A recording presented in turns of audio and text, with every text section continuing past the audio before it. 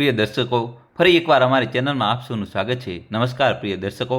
એક વૃદ્ધ પક્ષીએ કહ્યું કે જો તમે વૃદ્ધાવસ્થામાં રડવા નથી માગતા તો આ 4 વાતો તમારા સંતાનોને ક્યારેય ન કહેવી જોઈએ.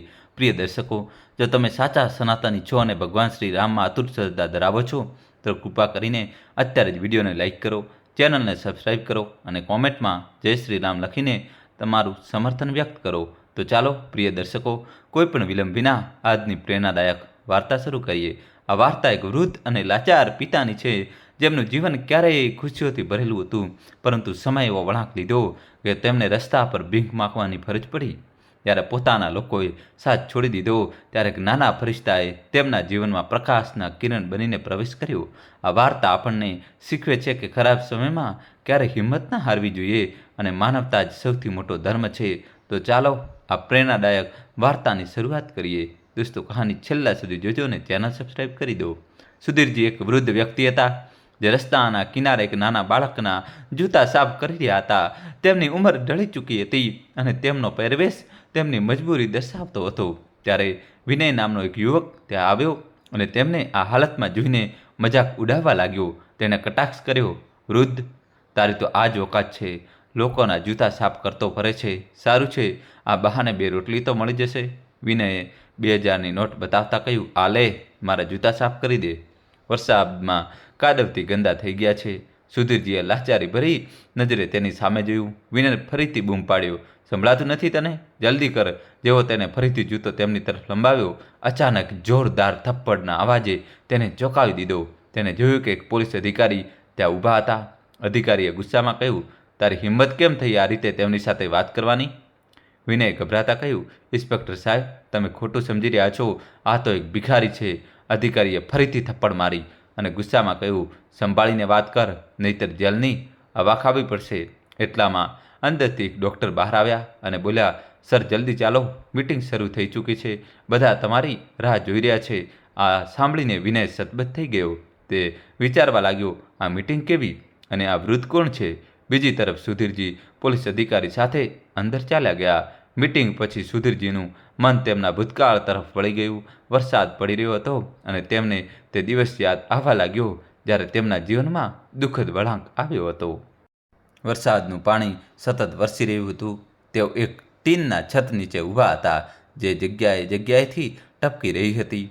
તેમની આંખોએ રોશની ગુમાવી દીધી હતી. તેમની પાસે એક જૂનો થેલો અને એક લાકડી હતી, જેના ટેકે તેઓ ઊભા હતા.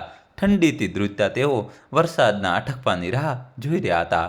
તે જ સમયે એક બાળક સાયકલ પર ત્યાંથી પસાર થઈ રહ્યો હતો. તેને સુધીરજીને ધ્રુજતા જોયા તો પોતાની સાયકલ ઊભી રાખી તેમની પાસે આવ્યો અને બોલ્યો, દાદા, તમે અહીં કેમ ઊભા છો? શું તમારે ઘરે જવું છે? સુધીરજી તેની વાત સાંભળીને ચોંકી ગયા. આટલા સમયથી તેઓ રસ્તા પર હતા, પણ કોઈએ તેમની મદદ કરી ન હતી. બાળકના અવાજથી તેમનું હૃદય પીગળી ગયું. તેમણે ધીમા અવાજે કહ્યું, બેટા, મારું કોઈ ઘર નથી. બાળક માસૂમિયતથી બોલ્યો, અરે દાદા, તમારા કપડાં ભીના થઈ ગયા છે, ચાલો મારા ઘરે, મમ્મી તમારા કપડાં સૂકવી દેશે. સુધીરજી તેની માસૂમિયત જોઈને ભાવુક થઈ ગયા. તેમણે કહ્યું, બેટા, હું અંધ છું અને મારું કોઈ ઠેકાણું નથી. હું તો અહીં જ સૂઈ જાઉં છું, પણ આજે તો વરસાદે આ જગ્યા પણ છીનવી લીધી. બાળક હસતા હસતા બોલ્યો, તો કોઈ વાંધો નહીં બાબાજી, તમે મારા ઘરે ચાલો, ત્યાં તમે આરામથી બેસજો. બાળકની આ જીત સામે સુધીરજી લાચાર થઈ ગયા અને તેની સાથે ચાલવા લાગ્યા. તે બાળક વિવેક હતો અને તેનું ઘર નજીકમાં જ હતું. જેવા તેઓ ઘરે પહોંચ્યા, વિવેક સીધો ઘરની અંદર દોડી ગયો અને તેની માતાને બૂમ પાડી. અંદરથી તેની માતા સુજાતાનો ગુસ્સાભર્યો અવાજ આવ્યો, વિવેક, ક્યાં જતો રહ્યો હતો?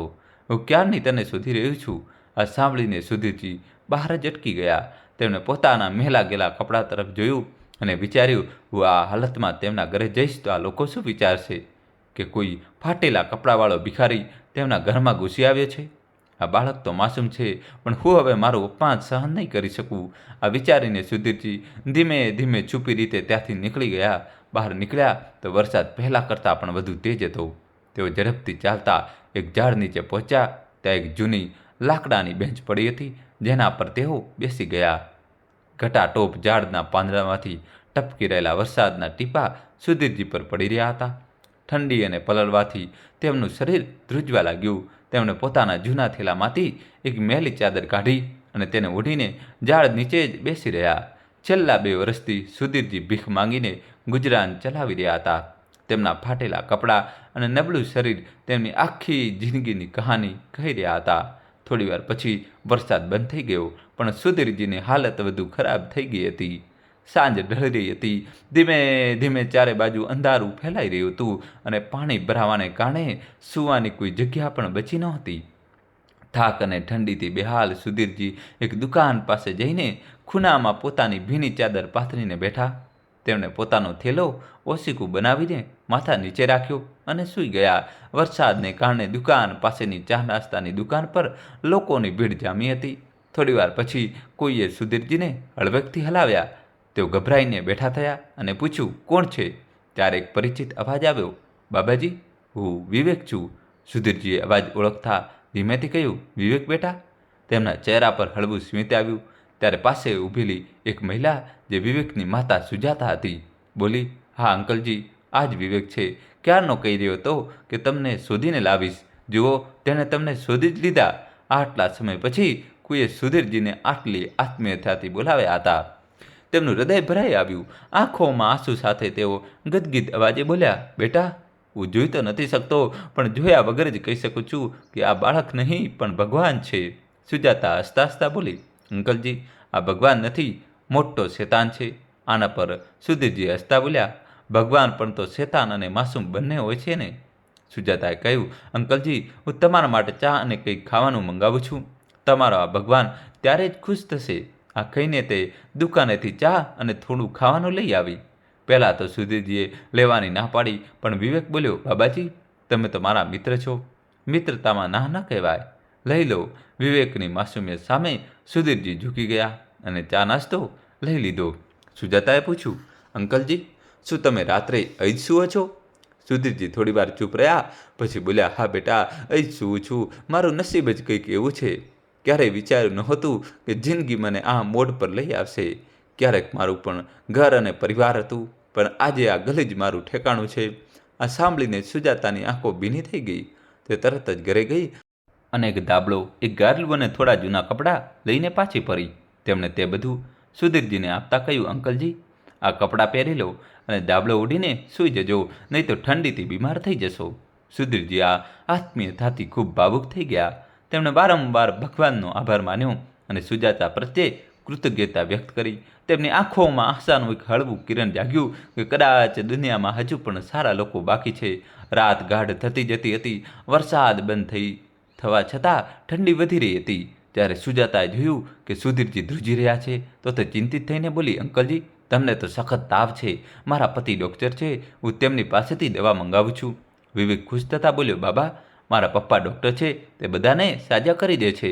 સુજાતાએ સ્મિત કરતાં કહ્યું, સારું અંકલજી, હું હમણાં જ તમને દવા આપું છું. સવારે તમારા માટે મારા પતિ પાસે ઈલાજ કરાવીશ. સુજાતાએ દવા આપી અને વિવેક સાથે ઘરે જતી રહી. સુધીરજી તેમની આત્મીયતાથી અભિભૂત હતા. તેમણે મનોમન ભગવાનનો આભાર માન્યો. થોડીવાર પછી તેમણે ગાદલું પાથર્યું. સુજાતાએ આપેલા કપડાં પહેર્યા અને ધાબલો ઓઢીને સૂઈ ગયા. તાવની પીડામાં તેમને થોડી રાહત અનુભવાઈ. સવાર થતાં જ વિવેકે પોતાના પપ્પા સૌરભને કહ્યું, પપ્પા, ગઈકાલે રાત્રે પેલા બાબાજીને સખત તાવ હતો. તમારે તેમને જોવા જવું પડશે. સૌરભે તરત જ પોતાનો મેડિકલ બેગ ઉપાડી અને વિવેક સાથે ચાલ્યો ગયો. જ્યારે તે જગ્યાએ પહોંચ્યા, સુધીરજી ત્યાં નહોતા. વિવેક ગભરાઈ ગયો અને આમ તેમ જોવા લાગ્યો. સૌરભે પણ તેમને શોધવાની કોશિશ કરી, પરંતુ તેઓ ક્યાંય દેખાયા નહીં. વિવેકે અચાનક કહ્યું, પપ્પા, મને ખબર છે બાબાજી ક્યાં હશે. તે ઝડપી પગલે દોડવા લાગ્યો. સૌરભે તેને રોકવાની કોશિશ કરતો રહ્યો, પરંતુ વિવેક આગળ વધતો ગયો. તે એવી જગ્યાએ પહોંચ્યો જ્યાં ટીનના શેડ નીચે સુધીરજી બેસતા હતા. તેને હસતા કહ્યું, જુઓ, બાબાજી અહીં જ છે. સૌરભને રાહત થઈ. તે ઝડપી પગલે સુધીરજી પાસે પહોંચ્યો. વિવેકે ખુશીથી પૂછ્યું, બાબા, ગઈકાલે મમ્મીએ જે દાબલો અને ગાદલું આપ્યું હતું તે ક્યાં છે? સુધીરજીએ નિરાશ થઈને કહ્યું, બેટા, રાત્રે કેટલાક લોકો આવ્યા અને મને ત્યાંથી હટી જવાનું કહ્યું. તેઓ મારા ગાદલા, ધાબળા અને કપડાં પણ છીનવી લીધા. હું કંઈ કરી શક્યો નહીં. આ સાંભળીને વિવેકની આંખોમાં ચિંતા છવાઈ ગઈ. સૌરભે નમ્રતાથી કહ્યું, અંકલજી, તમે મારી સાથે ઘરે ચાલો. તમારે દવા લેવાની જરૂર છે. સુધીરજીએ પહેલાં ના પાડી, બેટા, મારા પોતાના જ મને છોડી ગયા, હવે હું કોઈનો ઉપકાર લઈ શકતો નથી. તમે મારા માટે આટલું કર્યું તે માટે આભાર. હવે તમે મને અહીં છોડી દો. સૌરભે નમ્રતાપૂર્વક કહ્યું, અંકલજી, તેને તમને બાબા કયા છે? તમે મારા પિતા સમાન છો. પોતાના દીકરાના ઘરે જવાની ના કેમ પાડી રહ્યા છો? પહેલાં તમે સાજા થઈ જાઓ, પછી હું તમને જવા દેવામાં નહીં રોકું, પરંતુ અત્યારે તમે અમારી સાથે ચાલો. સુધીરજી વિવેકની નિર્દોષતા અને સૌરભની વાતો સામે હારી ગયા. તેઓ તેમની સાથે ઘરે ચાલ્યા ગયા. ત્યાં પહોંચીને સુજાતાએ તેમને આરામથી બેસાડ્યા અને ખાવા પીવાની પૂરી વ્યવસ્થા કરી. સૌરભે સુધીરજીનું ચેકઅપ કર્યું અને તાવની દવાઓ આપી. થોડા જ દિવસોમાં તેમની તબિયતમાં સુધારો થવા લાગ્યો. સુજાતા અને સૌરભે તેમની સેવામાં કોઈ કસમ ન છોડી. વિવેક તો હર વખત તેમની પાસે જ રહેતો હતો. ધીમે ધીમે સુધીરજીની તબિયત સંપૂર્ણપણે ઠીક થઈ ગઈ. સારા ખાવા પીવા અને આરામથી તેમના ચહેરાની રોનક પાછી આવી ગઈ હતી. એક દિવસ સુધીરજીએ સુજાતા અને સૌરભનો આભાર માનતા કહ્યું, બેટા, તમે લોકોએ મારા માટે જે કર્યું તે હું આખી જિંદગી ભૂલી નહીં શકું. ભગવાને મને તમારા જેવા ફરિશ્તા મોકલીને જીવન દાન આપ્યું છે. સુજાતા હસતા હસતા બોલી, અંકલજી, આમાં આભારની શું વાત છે? આ તો અમારો ધર્મ છે. વિવેકે તમને બાબા કયા છે તો અમે તમારા પરિવારના સભ્ય છો. સુધીરજીની આંખોમાં ખુશીના આંસુ આવી ગયા. તેમણે મનોમન વિચાર્યું, જે મારા પોતાનાએ મને છોડી દીધા તેઓ આજે મારાથી સૌથી દૂર છે અને આ અજાણ્યા લોકો મારા પોતાના બની ગયા. એક દિવસ સુજાતાએ સુધીરજીને પૂછ્યું, અંકલજી, જો તમને વાંધો ના હોય તો હું કંઈ પૂછું? સુધીરજીએ હળવું હસીને કહ્યું, બેટા, પૂછ. સુજાતાએ થોડા ખચકાટ સાથે પૂછ્યું, અંકલજી, તમારા પણ પરિવારમાં દીકરા દીકરીઓ હશે. શું તેઓ તમારી સાથે નથી રહેતા? આ સાંભળીને સુધીરજી શાંત થઈ ગયા. તેમની આંખોમાં જૂની યાદો તરવરવા લાગી. ચહેરા પર પીડા સ્પષ્ટ દેખાતી હતી. તેમણે ધીમેથી પોતાના આંસુ લૂછ્યા અને બોલ્યા, બેટા, પરિવાર તો હતો, પણ હવે ક્યાં છે કંઈ ખબર નથી. બધા મનીને છોડીને ચાલ્યા ગયા. મેં તેમને ખૂબ શોધ્યા, પરંતુ કંઈ ખબર ન પડી. સુજાતાએ સહાનુભૂતિપૂર્વક કહ્યું, અંકલજી, એવું શું થયું કે તમે બેઘર થઈ ગયા? સુધીરજી તેની વાત સાંભળીને ભૂતકાળમાં ખોવાઈ ગયા. તેઓ એ દિવસોની યાદોમાં ડૂબી ગયા જ્યારે તેમનું જીવન સુખી અને સમૃદ્ધ હતું. લગભગ 1.5 વર્ષ પહેલાં સુધી તેમનું જીવન ખુશહાલ હતું. તેમના પરિવારમાં તેમની પત્ની, 2 દીકરીઓ અને વહુઓ હતી. સુધીરજી અને તેમની પત્ની સુમિત્રાનું બાકીનું જીવન તીર્થયાત્રાઓમાં વીતી રહ્યું હતું. બંને દેશના ઘણા તીર્થસ્થળોની યાત્રા કરી હતી. તેમના દીકરાઓ અને વહુઓને પોતાના જીવનમાં કોઈ વસ્તુની કમી નહોતી. એક દિવસ જ્યારે સુધીરજી અને સુમિત્રા તીર્થયાત્રા પર ગયા હતા ત્યારે રસ્તો પાર કરતી વખતે એક ભયાનક અકસ્માત થયો. એક ઝડપી ગાડીએ બંનેને ટક્કર મારી. અકસ્માતમાં બંને ગંભીર રીતે ઘાયલ થયા. સુધીરજીને માથા અને આંખોમાં ઊંડી ઈજા થઈ. સુમિત્રાની હાલત ખૂબ જ ગંભીર હતી. પુત્રોએ તેમને તરત જ હોસ્પિટલમાં દાખલ કર્યા. ડૉક્ટરોએ તમામ પ્રયાસો કર્યા, પરંતુ સુમિત્રાને બચાવી શક્યા નહીં. સુધીરજીની આંખો પર પટ્ટી બાંધેલી હોવાથી તેઓ પોતાની પત્નીને છેલ્લી વાર જોઈ પણ શક્યા ન હતા. સુમિત્રાના મૃત્યુથી સુધીરજી સાવ ભાગી પડ્યા હતા. થોડા દિવસ પછી ડૉક્ટરોએ તેમને વધુ એક દુઃખદ સમાચાર આપ્યા કે તેમની આંખોની ઈજા એટલી ગંભીર છે કે તેઓ હવે ક્યારેય જોઈ શકશે નહીં. આ સમાચાર સાંભળતા જ તેમના જીવનમાં અંધકાર છવાઈ ગયો. ત્યારે સુધીરજી હોસ્પિટલમાંથી ઘરે પાછા ફર્યા ત્યારે પરિસ્થિતિ પહેલાં જેવી ન હતી. વહુઓ તેમની સંભાળ રાખવામાં આનાકાની કરવા લાગી. પુત્રોને ઓફિસ જવાની ઉતાવળ રહેતી અને આખો દિવસ ઘરે વહુઓ જે રહેતી, પરંતુ બંને વહુઓ સુધીરજીની સંભાળ રાખવાની જવાબદારી એકબીજા પર નાખતી રહેતી. દોસ્તો, કહાની છેલ્લા સુધી જોજો. ઘણીવાર સુધીરજી કલાકો સુધી ભૂખ્યા બેસી રહેતા અને સાંજ સુધી તેમને ખાવાનું નસીબ થતું ન હતું. તેઓ પોતાની જાતે કામ કરવાનો પ્રયાસ કરતા, પરંતુ અંધાપાને કારણે વારંવાર પડી જતા. ક્યારેક પથારી પર પાણી ઢોળી દેતા તો ક્યારેક કપડાં ઊંધા પહેરી લેતા. વહુઓ તેમની મજાક ઉડાવતી હતી અને તેમને ઊભા કરવા પણ આવતી ન હતી. સુધીરજી તેમના રૂમનો સાચો અંદાજ પણ લગાવી શકતા ન હતા. દરેક નાના મોટા કામ માટે તેમને વહુઓ પર નિર્ભર રહેવું પડતું હતું. એક દિવસ મોટી વહુ સુમિત્રાએ પોતાના પતિ રમેશને કહ્યું, રમેશ, આપણે તારા આંધળા બાપને ક્યાં સુધી સાચવીશું? આ નાની બહુ કોઈ કરતી નથી. તારા પપ્પા દરેક નાની વાત માટે બૂમો પાડતા રહે છે. હું આખો દિવસ કામ કરીને થાકી જાઉં છું. હવે મારાથી નહીં થાય. કંઈક નિર્ણય કરો. રમેશે નિશાસો નાખતા કહ્યું, હવે હું શું કરું? તેમને યાત્રા કરવા જવાની શું જરૂર હતી? હવે કોણ સંભાળે તેમને? બીજી બાજુ નાની બહુ રાધા પણ તેના પતિ નિખિલને ફરિયાદ કરતી હતી, નિખિલ, તારા પપ્પાને ક્યાંક મૂકી આવ, નહીં તો તેમના માટે કોઈ નોકર રાખી દે. હું તેમનું કામ ન કરી શકું. દીદી આખો દિવસ મારા પર નાખી દે છે અને હું એકલી કામ કરીને થાકી જાઉં છું. તારા પપ્પા પણ ઘણા નખરા કરે છે. નિખિલે પણ સમસ્યા જણાવી. રાધા, જો નોકર રાખીશું તો તેનો ખર્ચ આપણે જ ઉઠાવવો પડશે. મોટા ભાઈ તો કંઈ આપશે નહીં, બધો બોજ આપણા પર જ આવશે.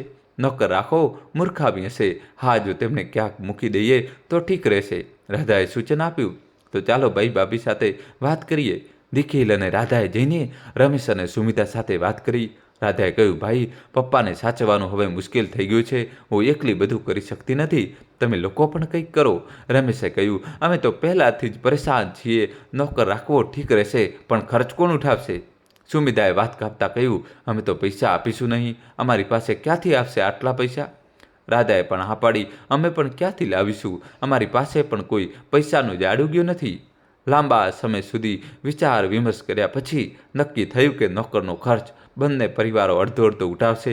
તેમણે થોડા દિવસો પછી એક નોકર રાખ્યો, પરંતુ સુધીરજીની જિંદગી સહેલી ના થઈ. નોકર પણ એમની દેખભાળમાં બેદરકારી રાખતો હતો. વહુઓ સુમિતા અને રાધા એમને મહેણા મારવાનું બંધ નહોતી કરતી. સવારમાં જ એમના કાનમાં અવાજ પડતો, આ બુઢ્ઢો આંધળો થઈને બેઠો છે, આપણા પર બોજ બની ગયો છે, એને શરમ પણ નથી આવતી. આ કડવા શબ્દો સાંભળીને સુધીરજી અંદરથી દુઃખી થઈ જતા, પરંતુ એ કશું કરી શકતા ન હતા. દોસ્તો, વિડીયો લાઈક કરી ચેનલ સબસ્ક્રાઈબ કરી દો. હવે સંપૂર્ણપણે લાચાર થઈ ગયા હતા. જ્યારે નોકર રાખ્યો ત્યારે વહુએ એનું જીવવું પણ મુશ્કેલ કરી દીધું હતું. સુધીરજીની દેખભાળની સાથે સાથે એનાથી ઘરના બીજા કામો પણ કરાવવા લાગી. જો તે એકનું કામ પહેલાં કરતો તો બીજી નારાજ થઈને કહેતી, અમે પણ પૈસા આપીએ છીએ, અમારું કામ કેમ નથી કરતો? આ ખેતાણથી નોકર પરેશાન રહેવા લાગ્યો. થોડા દિવસો પછી કંટાળીને એને કામ છોડી દીધું. નોકરના ગયા પછી બંને વહુઓ પોતાના રૂમમાં જતી રહી, પરંતુ સુધીરજીની પરેશાનીઓ વધી ગઈ. હવે સુધીરજી ભૂખ્યા તરસ્યા તડપતા રહેતા હતા, પરંતુ કોઈએ એમની હાલત પર દયા નહોતી આવતી. જ્યારે ભૂખ અસહનીય થઈ ગઈ તો એમણે જાતે ભોજન શોધવાની કોશિશ કરી, પરંતુ અંધાપાના કારણે રસોઈમાં વસ્તુઓનો અંદાજ લગાવવો એમના માટે મુશ્કેલ હતો. એમને જેવું કંઈક ઉઠાવવાની કોશિશ કરી, ભૂલથી કાચના વાસણો નીચે પડીને તૂટી ગયા. વાસણોના પડવાનો અવાજ સાંભળીને સુમિતા અને રાધા દોડતી આવી. રસોઈમાં વેરવિખેર કાચના ટુકડા અને સુધીરજીને ત્યાં ઊભા જોઈને સુમિતા ગુસ્સાથી ભડકી ઉઠી. તેને બૂમ પાડીને કહ્યું, એક તો તારા કારણે નોકર ભાગી ગયો અને હવે આ નુકસાન કરી રહ્યો છે. આ બધું નુકસાન કોણ ભરશે? ગુસ્સામાં તેણે સુધીરજીને ધક્કો મારી દીધો, જેનાથી તે નીચે પડી ગયા. સુધીરજી પડ્યા તો કાચના ટુકડા પર જ પડ્યા, જેનાથી એમના શરીર પર ઘણી જગ્યાએ વાગ્યું. તે દુઃખથી કણસણવા લાગ્યા, પરંતુ વહુઓને એનાથી કોઈ ફરક ન પડ્યો. એમણે સુધીરજીની હાલત પર ધ્યાન આપ્યા વગર એમને ખરાબ કહેવાનું ચાલુ રાખ્યું. સુધીરજીની હાલત એટલી ખરાબ થઈ ગઈ હતી કે દીકરાઓએ એમને એક સરકારી હોસ્પિટલમાં દાખલ કરાવી દીધા. પરંતુ હોસ્પિટલમાં દાખલ કરાવતા પહેલાં એમણે સુધીરજી પાસે અમુક કાગળો પર સહી કરાવી લીધી. સુધીરજીને કંઈ સમજાયું નહીં, પરંતુ એમણે વિચાર્યા વગર સહી કરી દીધી. હોસ્પિટલમાં સુધીરજીની હાલત ધીમે ધીમે સારી થવા લાગી, પરંતુ આ દરમિયાન કોઈ પણ એમણે મળવા આવ્યું નહીં. ડૉક્ટરો અને નર્સોએ જ્યારે એમના પરિવાર વચ્ચે પૂછ્યું તો તે કશું કહી શક્યા નહીં. એમણે રોજ ભગવાનને પ્રાર્થના કરી કે કોઈ પોતાનું તેમને મળવા આવે, પરંતુ કોઈ આવ્યું નહીં. જ્યારે સુધીરજીની તબિયત સારી થઈ ગઈ તો એમણે હોસ્પિટલમાંથી રજા લીધી અને પોતાના ઘર તરફ ચાલવા લાગ્યા. જ્યારે તે પોતાના જૂના સરનામે પહોંચ્યા તો ત્યાંનું દૃશ્ય જોઈને એમની દુનિયા ઉજળી ગઈ.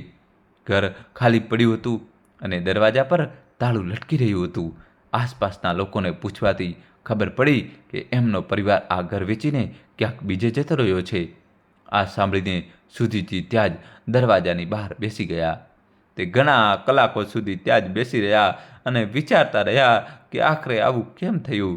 જ્યારે કોઈ જવાબ ન મળ્યો તો તે ધીમે ધીમે ઊભા થયા અને પાસેના એક મંદિરમાં ચાલ્યા ગયા. હવે એમની જિંદગીનો દરેક દિવસ મંદિરમાં ભગવાનને પ્રાર્થના કરવામાં અને પોતાના પરિવારના પાછા ફરવાની રાહ જોવામાં વીતવા લાગ્યો, પરંતુ કોઈ પાછું ફર્યું નહીં.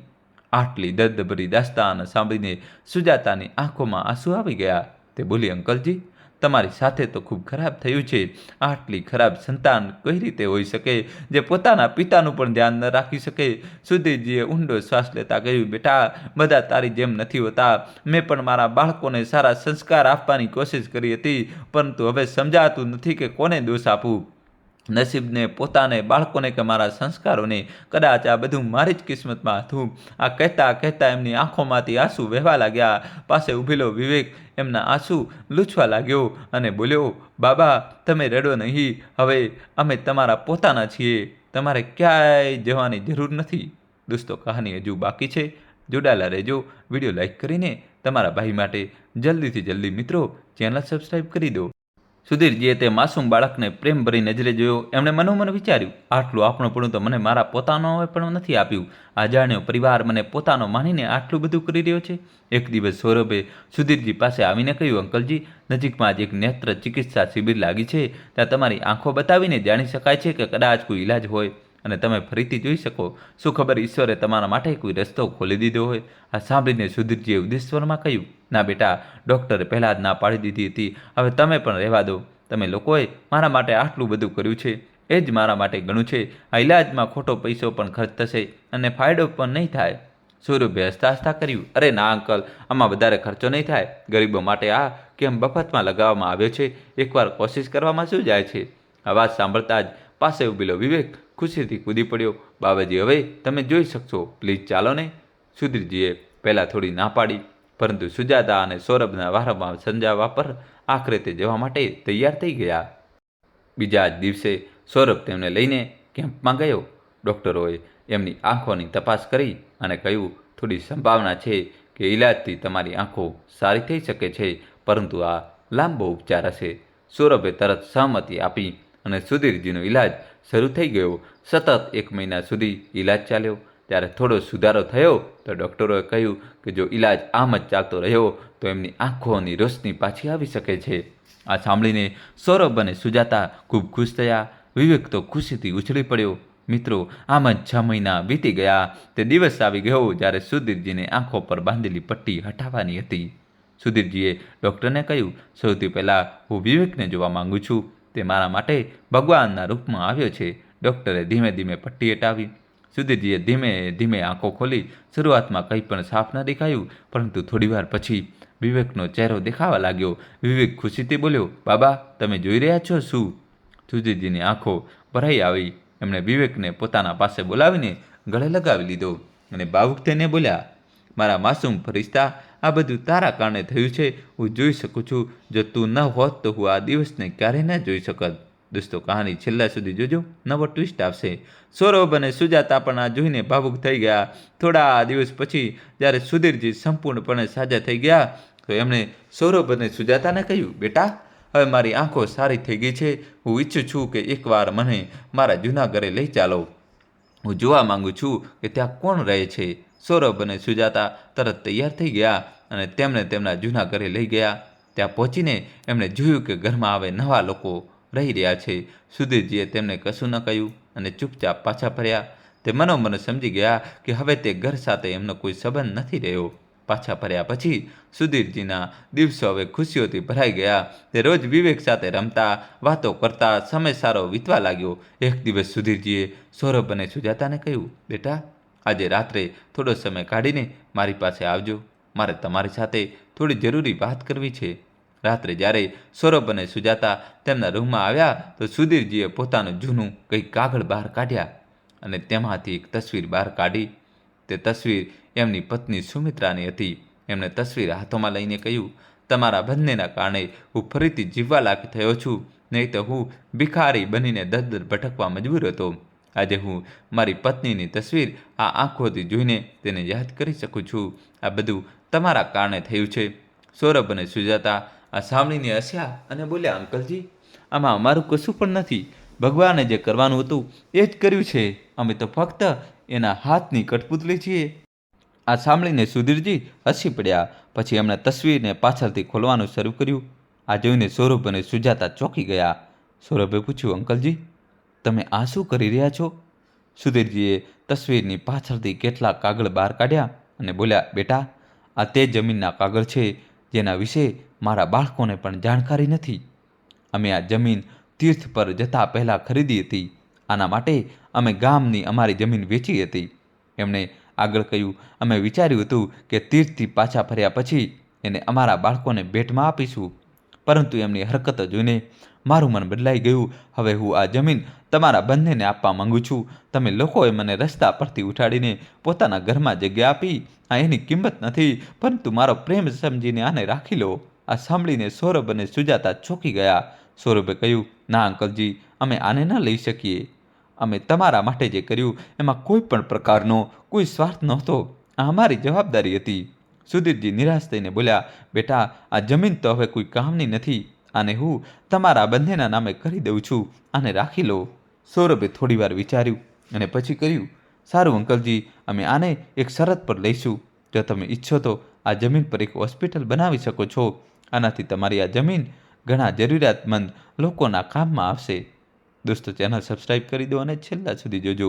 આ સાંભળીને સુધીરજીનો ચહેરો ખુશીથી ખીલી ઉઠ્યો. એમણે કહ્યું, હા બેટા, આ ખૂબ સારો વિચાર છે. જો આનાથી બીજાનું ભલું થઈ શકે તો મને ખૂબ ખુશી થશે. પરંતુ હવે પછી ચિંતા વ્યક્ત કરતા બોલ્યા, બેટા, હોસ્પિટલ બનાવવા માટે ખૂબ પૈસા લાગે છે. આપની પાસે આટલી મોટી રકમ ક્યાંથી આવશે? સૌરભે કંઈક વિચારતા કહ્યું, અંકલજી, એક કામ કરીએ કે આ જમીનનો એક ભાગ વેચી દઈએ. જે પૈસા મળશે એને આપણે શેર માર્કેટમાં લગાવીએ. આનાથી પૈસા ઝડપથી વધી શકે છે અને પછી વધેલા પૈસાથી હોસ્પિટલ બનાવવું સહેલું થઈ જશે. સુધીરજીએ સહમતિ વ્યક્ત કરતા કહ્યું, તમારો વિચાર ખૂબ સારો છે. જો આનાથી કોઈનું ભલું થઈ શકે તો મને ખૂબ ખુશી થશે. બીજા દિવસે સૌરભે જમીનનું માપ કરાવ્યું. જમીન એટલી મોટી હતી કે એનો થોડો ભાગ વેચી દીધા પછી પણ હોસ્પિટલ બનાવી શકાતી હતી. સૌરભે જલ્દી જમીનનો થોડો ભાગ વેચી દીધો. જમીન સારા ભાવમાં વેચાઈ, જેનાથી ઘણા પૈસા મળ્યા. સુધીરજીને વિશ્વાસ જ નહોતો થઈ રહ્યો કે જે જમીન એમણે ઓછા ભાવમાં ખરીદી હતી તે હવે સોના જેવી કિંમત આપી રહી હતી. સૌરભે પોતાના એક મિત્રની સલાહથી તે પૈસા શેર માર્કેટમાં લગાવી દીધા. 6 મહિના વીતી ગયા અને બજારમાં નફો થવા લાગ્યો. પૈસા અનેક ગણા વધી ગયા. 1 વર્ષની અંદર એટલી રકમ એકઠી થઈ ગઈ કે હોસ્પિટલ બનાવવાનું કામ શરૂ કરી શકાયું. સૌરભે નિર્માણ કાર્ય ઝડપથી શરૂ કરાવ્યું. ત્યારે વચ્ચે વચ્ચે પૈસાની વધુ જરૂર પડી તો સુધીરજીએ પોતાની એક જૂની હીરાની વીંટી અને સોનાની ચેન કાઢીને સૌરભને આપી દીધી. એમણે કહ્યું, બેટા, હવે આ વસ્તુઓનો મારા માટે કોઈ મતલબ નથી. જો આ યોગ્ય કામમાં લાગી જાય તો મને ખુશી થશે. સૌરભે તે ઘરેણાં વેચીને બાકીના પૈસાનો ઇંતજામ કર્યો. 2 વર્ષની અંદર હોસ્પિટલ બનીને તૈયાર થઈ ગયું. હોસ્પિટલનું ઉદ્ઘાટન સુધીરજીના હાથે કરાવવામાં આવ્યું. તે ભાવુક થઈ ગયા અને બોલ્યા, આ ફક્ત એક ઇમારત નહીં પણ મારી નવી જિંદગીની શરૂઆત છે. તમે બધાએ મને જે આપણુંપણું આપ્યું છે એનું આ સૌથી સુંદર પરિણામ છે. હવે હોસ્પિટલની પૂરી જવાબદારી સૌરભે સંભાળી લીધી. સુધીરજી રોજ પોતાની કારમાં બેસીને હોસ્પિટલનું નિરીક્ષણ કરવા જતા હતા. દર્દીઓ સાથે વાતો કરતા હતા અને પોતાનો દિવસ સુખદ વિતાવતા હતા. એમની જિંદગી પરથી હવે હતાશાનું ધુમ્મસ છવાઈ ગયું હતું. એક રાતનો સંઘર્ષ. સૌરભ, જે એક ઓર્થોપેડિક ડૉક્ટર હતા, એક રાત્રે પોતાના ઘરે હતા જ્યારે એમની પાસે એક ફોન આવ્યો. બીજી તરફથી એક ગભરાયેલો અવાજ આવ્યો, ડૉક્ટર સાહેબ, મારા બાળકનું ગંભીર એક્સિડન્ટ થયું છે. એની હાલત ખૂબ ખરાબ છે. કોઈએ તમારો નંબર આપ્યો છે. કૃપા કરીને અમારા બાળકને બચાવી લો. આ સાંભળીને સૌરભે તેમને તરત સુધીર હોસ્પિટલ આવવા કહ્યું અને પોતે પણ જલ્દીથી ત્યાં પહોંચી ગયા. હોસ્પિટલ પહોંચીને એમણે જોયું કે 7 વર્ષના એક માસૂમ બાળકને ગંભીર હાલતમાં લાવવામાં આવ્યો હતો. એના શરીર પર ઘણી જગ્યાએ વાગ્યું હતું અને લોહી વહી રહ્યું હતું.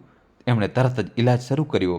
બાળકના વાગવા પર પટ્ટીઓ બાંધવામાં આવી અને લોહીનો પ્રવાહ રોકવામાં આવ્યો, પરંતુ એની હાલત હજી પણ નાજુક બનેલી હતી કારણ કે તે હોશમાં નહોતો આવ્યો. રાત્રે ઘરે પાછા ફરીને સૌરભે સુજાતાને કહ્યું, આજે એક નાના બાળકનો કેસ આવ્યો છે. એનું એક્સિડન્ટ થયું છે. એના પગનું હાડકું એટલું ખરાબ રીતે ચૂંદાઈ ગયું છે કે કદાચ આપણે એનો પગ કાપવો પડશે. હજી કંઈ કહી ન શકાય. કાલ સુધી ખબર પડશે કે શું કરી શકાય છે. આ કહીને સૌરભે ઊંડો શ્વાસ લીધો અને કહ્યું, તે બાળક આપના વિવેક જેવો જ માસૂમ અને પ્યારો છે. એની હાલત જોઈને મને ખૂબ દુઃખ થઈ રહ્યું છે. આટલી નાની ઉંમરમાં એની સાથે આટલું ખરાબ થઈ ગયું. બિચારાએ કોઈનું શું બગાડ્યું હશે. સુજાતા પણ આ સાંભળીને દુઃખી થઈ ગઈ. બંનેએ મોડી રાત સુધી તે બાળક વિશે વિચારતા રહ્યા અને આખરે સૂઈ ગયા. હોસ્પિટલમાં પુનર્મિલન સવાર થતાં જ સૌરભે સુધીરજીને કહ્યું, અંકલજી, આજે તમારી આંખોનું પણ એક સામાન્ય ચેકઅપ થવાનું છે. એમ પણ હોસ્પિટલમાં કેટલાક અધિકારી આવવાના છે જે તમને મળવા માંગે છે અને હોસ્પિટલ વિશે કંઈક પૂછપરછ કરશે. સુધીરજી આ સાંભળીને તૈયાર થઈ ગયા અને સૌરભ સાથે હોસ્પિટલ ચાલ્યા ગયા. તેમને આ વાતની ખુશી હતી કે હવે તે પોતાની આંખોથી તે હોસ્પિટલને જોઈ શકે છે, જે ક્યારેય એમનું સપન હતું. સુધીરજી અધિકારીઓ સાથે એક મિટિંગમાં હતા. મિટિંગ પૂરી થતાં જ જ્યારે તે હોસ્પિટલના ગલિયારામાં પહોંચ્યા તો એમણે જોયું કે ડૉક્ટર સૌરભ એક રૂમ તરફ દોડતા જતા હતા. સુધીરજી પણ એમની પાછળ ચાલ્યા. જેવા તે રૂમમાં પહોંચ્યા એમણે જોયું કે પલંગ પર એક બાળક ઉદાસ થઈને પડ્યો છે. એનું શરીર તો શ્વાસ લઈ રહ્યું હતું, પરંતુ એમાં કોઈ હલનચલન નહોતું થઈ રહ્યું. દોસ્તો, જલ્દીથી તમારા ભાઈ માટે વિડીયો લાઈક કરીને ચેનલ સબસ્ક્રાઈબ કરી દો અને અંત સુધી જોજો. પાસે ઊભેલી એક મહિલા અને એક પુરુષ ગભરાઈને ડૉક્ટરને પોતાના બાળકને બચાવવાની વિનંતી કરી રહ્યા હતા. સુધીરજીની નજર જેવી તેમના પર પડી તે ચોંકી ગયા. તે કોઈ બીજા નહીં પણ એમનો મોટો દીકરો રમેશ અને વહુ સુમિતા હતા. સુધીરજીની નજર જ્યારે પલંગ પર સૂતેલા પોતાના પૌત્ર પર પડી તો એમનું હૃદય ભરાઈ આવ્યું. આંખો ભીની થઈ ગઈ. આટલા વર્ષો પછી પોતાના દીકરા અને પૌત્રને આ હાલતમાં જોઈને તે અંદરથી ભાંગી ગયા. બીજી તરફ રમેશ પણ પોતાના પિતાને જોઈને સતબત રહી ગયો. તે હેરાન હતો કે સુધીરજીની આંખો સારી કઈ રીતે થઈ ગઈ અને તે અહીં આટલી મોટી હોસ્પિટલમાં શું કરી રહ્યા છે. રમેશ ગભરાયેલા અવાજમાં બોલ્યો, ડૉક્ટર સાહેબ, મારા બાળકને બચાવી લો. કંઈ સમજમાં નથી આવી રહ્યું કે આને શું થઈ ગયું છે. ડૉક્ટરે ગંભીરતાથી બાળકનું નિરીક્ષણ કર્યું અને ધીમેથી કહ્યું, ઇન્ફેક્શન ખૂબ ફેલાઈ ગયું છે. હવે આ બાળકના પગને કાપવો પડશે, નહીં તો એના જીવ જોખમમાં મુકાઈ શકે છે. સુમિતાની આંખોમાંથી આંસુ અટકવાનું નામ નહોતા લઈ રહ્યા. જ્યારે તેને જોયું કે ડૉક્ટરોએ એના દીકરાનો પગ બચાવવાની કોશિશો છતાં તેને કાપવો પડ્યો, એનું હૃદય તૂટી ગયું. આ દરમિયાન સુધીરજી ચૂપચાપ ઊભા રહીને આ બધું જોઈ રહ્યા હતા. એમની આંખોમાં વીતેલા સમયની કડવી યાદો તાજી થઈ રહી હતી. આ એ જ સુમિતા હતી જેને ક્યારેક એમની સાથે દુર્વ્યવહાર કર્યો હતો, પરંતુ આજે તે એમના પગમાં કરકરી રહી હતી. સુમિતાની નજર જેવી સુધીરજી પર પડી તે ગુસ્સાથી લાલચોળ થઈ ગઈ અને બોલી, આ બૂઢો અહીં શું કરી રહ્યો છે? અને નજર અમારા બાળકને લાગી ગઈ. આને અહીંથી બહાર કાઢો. ડૉક્ટર સૌરભે આ સાંભળીને ઊંડો શ્વાસ લીધો અને પાછળ ફરીને બોલ્યા, મેડમ, જરા તમીજથી વાત કરો. આ વ્યક્તિ આ હોસ્પિટલના માલિક છે. તમે બહાર બોર્ડ પર નથી વાંચ્યું શું, સુધીર હોસ્પિટલ? આ સાંભળીને સુમિતા હેરાન થઈ ગઈ. તે વિચારવા લાગી કે આ બુઢ્ઢો આટલી મોટી હોસ્પિટલનો માલિક કઈ રીતે બની ગયો. રમેશ જે શરમથી માથું ઝુકાવીને ઊભો હતો, પોતાની ભૂલને સમજવા લાગ્યો. સુધીરજીએ પોતાની આંખોમાં ગુસ્સો અને પીડા લઈને રમેશ અને સુમિતા તરફ જોયું. એમને ગળો ભરાઈ ગયો. બોલ્યા, આ જ જાણવા માંગો છો ને કે તમારો બાપ કેમ મરી ન ગયો, કઈ રીતે બચી ગયો અને આ બધું કઈ રીતે કરી લીધું? હું જાણું છું તમે લોકો મને શોધવા નહોતા આવ્યા. તમે તો ઘર વેચીને ભાગવાની યોજના બનાવી લીધી હતી. જૂઠું બોલીને તમે મારાથી કાગળો પર સહી કરાવી લીધી હતી. રમેશ શરમમાં કંઈ બોલી ન શક્યો. સુમિતા આમ તેમ જોવા લાગી. તેને આ સ્થિતિમાં બચવાનો કોઈ રસ્તો શોધી રહી હતી. ત્યારે જ નર્સ બાળકને ઇન્જેક્શન લગાવવા આવી. સુધીરજી પોતાના પૌત્ર તરફ જોતા બોલ્યા, તમે બંને મારી સાથે જે કર્યું એનું ફળ તમને મળી ચૂક્યું છે, પરંતુ આ માસૂમ બાળક કોઈ અપરાધનો ભાગીદાર નથી. આના પર જે વીતી રહ્યું છે તે મારાથી નથી જોવાઈ રહ્યું. રમેશ ધ્રુજતા અવાજમાં બોલ્યો, પપ્પા, આવું તો મેં ક્યારેય નહોતું વિચાર્યું, પરંતુ એની વાત પૂરી થાય એ પહેલાં જ બાળકે લાંબા શ્વાસ લેવાનું શરૂ કરી દીધું. સુમિતા ગભરાઈને બાળક પાસે દોડી. તે બાળકને બોલાવી રહી હતી, પરંતુ બાળકમાં કોઈ હલનચલન નહોતી થઈ રહી. દોસ્તો, કહાની છેલ્લા સુધી જોજો. નવો ટ્વિસ્ટ આવશે, ચેનલ સબસ્ક્રાઈબ કરી દો. સુમિતા તરત સુધીરજી તરફ દોડી. એની આંખો આંસુઓથી ભરાઈ ગઈ. તેમના પગમાં પડીને કરગરવા લાગી, પપ્પાજી, પ્લીઝ ડૉક્ટરને બોલાવી દો. તમે જ આ હોસ્પિટલના માલિક છો. એ જ ડૉક્ટર મારા દીકરાને બચાવી શકે છે. જુઓ આની હાલત કેટલી ખરાબ છે. પ્લીઝ પપ્પાજી, મારી મદદ કરો. સુધીરજીનું હૃદય પોતાના પૌત્ર માટે પીગળી ગયું. એમણે વિચાર્યું કે આ માસૂમનો કોઈ દોષ નથી. જો હું આના માટે કંઈ ન કરું તો આ મારા માટે જીવનભરનો બોજ બની જશે. એમને તરત ડૉક્ટરને સૌરભનો ફોન કર્યો. ફોન ઉઠાવતા જ સુધીરજીએ ગંભીર અવાજમાં કહ્યું, બેટા, તારે તરત આવવું પડશે. જે બાળકનો તું ઇલાજ કરી રહ્યો છે તે મારો પૌત્ર છે. એની હાલત ખૂબ નાજુક છે. જલ્દી આવી જા. સૌરભે એમને ગંભીર અવાજ સાંભળતા જ કહ્યું, અંકલજી, હું 5 જ મિનિટમાં પહોંચી રહ્યો છું. તમે ચિંતા ન કરો. સૌરભે તરત પોતાની મિટિંગ છોડી દીધી અને હોસ્પિટલ પહોંચી ગયા. ત્યાં પહોંચતા જ એમણે બાળકને આઈસીયુમાંથી શિફ્ટ કરવાનો આદેશ આપ્યો. સ્ટાફ ઝડપથી કામમાં લાગી ગયો. સૌરભે સ્થિતિનું નિરીક્ષણ કર્યું અને કહ્યું, ઇન્ફેક્શન ખૂબ ઝડપથી ફેલાઈ ચૂક્યું છે. જો હમણાં જ પગ ન કાપવામાં આવ્યો તો એના જીવને જોખમ થઈ શકે છે. આપણે તરત સર્જરી કરવી પડશે. સુમિધા અને રમેશે એકબીજા તરફ જોયું. સુમિધા રડતા રડતા બોલી, ડૉક્ટર સાહેબ, તમે જે કંઈ પણ કરો, પરંતુ મારા દીકરાને બચાવી લો. હું એની જિંદગી માટે કંઈ પણ કરવા તૈયાર છું. સર્જરી શરૂ થઈ.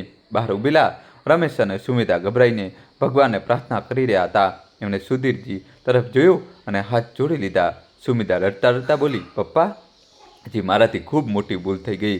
મેં તમને કેટલું દુઃખ આપ્યું, જેનો મને આજે અહેસાસ થઈ રહ્યો છે. પ્લીઝ પપ્પાજી, મને માફ કરી દો. હું ખૂબ મોટી પાપી છું. રમેશ પણ હાથ જોડીને બોલ્યો, પપ્પા, જો આજે તમે ન હોત તો અમારો દીકરો કદાચ બચી ન શકત. તમે ન હોત તો અમારું શું થાત? અમને માફ કરી દો. સુધીરજી ચૂપચાપ ઊભા રહ્યા. એમણે કંઈ ન કહ્યું. એમની આંખો પોતાના પૌત્ર પર ટકેલી હતી. તે ચૂપચાપ ભગવાનને તેના માટે પ્રાર્થના કરતા રહ્યા. થોડીવાર પછી ડૉક્ટર સૌરભ ઓપરેશન થિયેટરમાંથી બહાર આવ્યા. એમણે હસતા હસતા કહ્યું, આપનું બાળક હવે ખતરાની બહાર છે.